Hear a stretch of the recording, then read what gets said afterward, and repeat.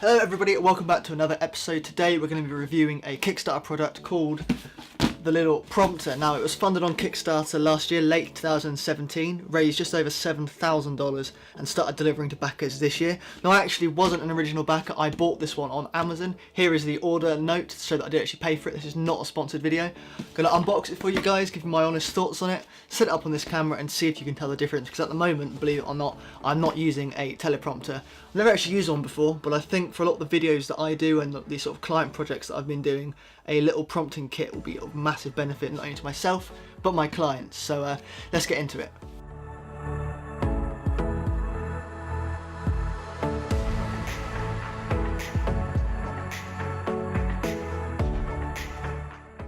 Okay, so this is it. This is a little prompter itself. It's made out of a Foamex material. It's not metal. I thought, I was a bit concerned from the website and the campaign this was actually made out of metal, but no, it appears to be, what I know at least, is Foamex.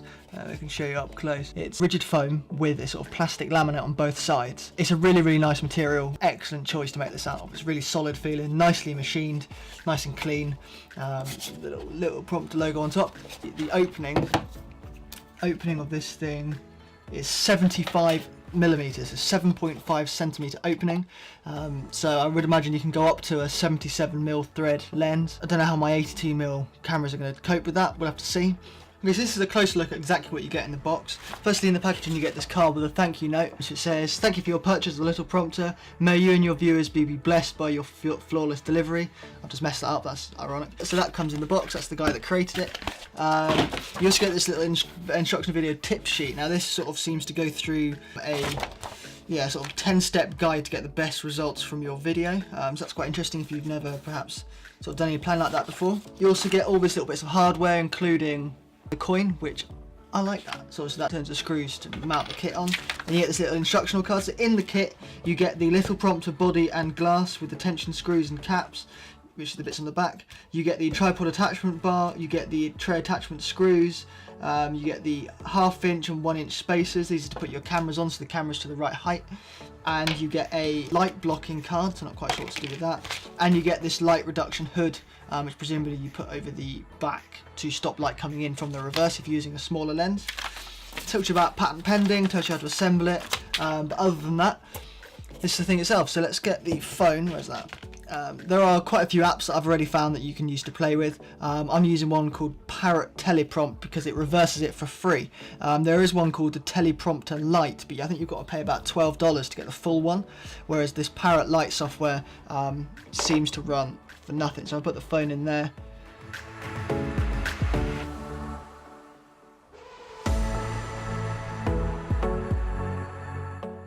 So there we go, so that's it. That's how it works. This glass here is special teleprompter glass that is very reflective on this side, but lets all the light through on this side, so there's no reflection at all really, which is really, really impressive. Okay, so the next thing to do is to actually fit it to one of my cameras. Now, I've already put this base plate on to the bottom of the little prompter itself. There is a little thumb screw in there that you can use the little coin provided, and it's just one of these screws here, and it holds the bottom of this plate on. Now, this problem I've seen with it so far is, for example, my DSLRs have the capture plate from Peak Design on them, and that's actually held on with a hex key, so I can't remove this very easily, and I don't particularly want to have to take this off every time. So I'm not going to try it on the DSLR for now. I'm going to go straight into the C100 Mark I, which doesn't have anything on the bottom of it at the moment. But then the other issue I spotted is that there's nothing else to attach onto here. So for example, to attach this to this lens, I need to line the back of this hole up with the lens, which is fine, nice and easy to do. 77mm lens, holds on there just fine, and I can put the thumb screw in and spin it round, use the coin to get it nice and tight, and then check the alignment. That all looks good to me. But now there's nowhere for me to put this on a tripod, and I could mount the Arca Swiss to this plate here, but then all of the weight of the camera is kind of facing forward, so the camera wants to tip back because that's where it's heaviest. So there's nowhere for me to mount my tripod to this, which is a little bit of an oversight. In terms of it fitting, if you were to do a run and gun, if you were to hold it up, get that sort of first person interview style hand cam action, you could stick the phone in like that, hit play, Yeah, so that works absolutely fine, but for me shooting on my own there's no way to put this on a tripod. So what I will probably end up doing is I'll design and 3D print some sort of bracket that fits over the lens itself, so this will attach to the lens. I'll do that now, cut to that, and then we'll show it actually in use, testing the thing to see how we get on with it.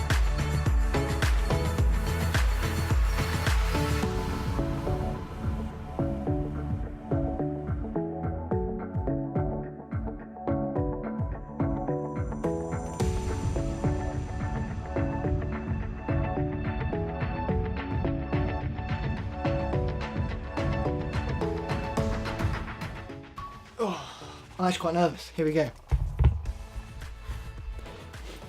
So those clamps took about 20 minutes to print, and now I can fit the little prompter to any lens I want without needing a separate mounting plate. I'll probably tweak the design a little bit, but I'll leave the files below if you want to go and download them for yourselves. If you've got a 3D printer, it might be helpful. Now I have it fitted to the end of my Sigma 18-35mm lens on a Canon C100. I'll have to zoom into around 26mm, but because it's a super 35mm sensor, that's around 40mm at full frame to remove that vignette. Any vignette you're seeing now, I've added it in post. So what do you reckon? Is it easy to tell that I'm reading from a screen? This is my first time using it. Actually, it's my first time using any teleprompter, but I have to say I'm really impressed with how easy it is. The app I've chosen is called Parrot Teleprompt, and it is completely free. I'll show you a recording of it just here. It has a really clean UI, typing out a script was super easy, and it's all speed adjustable, so you can set it to your natural talking pace, and you can change the font size, the orientation, and the border thickness too. So what do I think of the little teleprompter? It is quite expensive for what it is. It's £200, it's around double the Kickstarter price. But when you compare it to the cost of other camera equipment, it's what? The price of a budget or used lens, maybe even a decent microphone. So in those terms, it's well priced for what it does.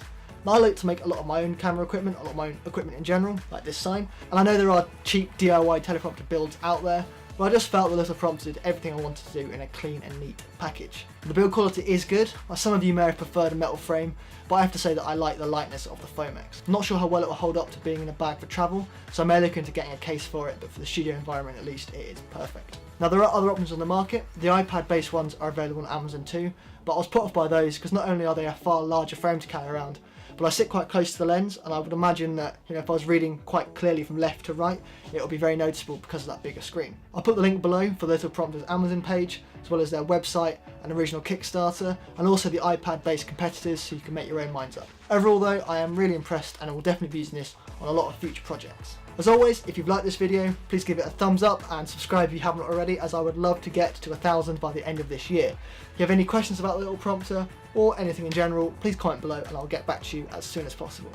Thank you for watching, and I will see you in the next one. Oh, one more thing. This is the zoom test. So this is at 18mm. You can see the vignette in the top. And as I zoom in, it disappears. So just be warned that if you're not zoomed in enough, you will catch the corners quite heavily. The corners here do catch.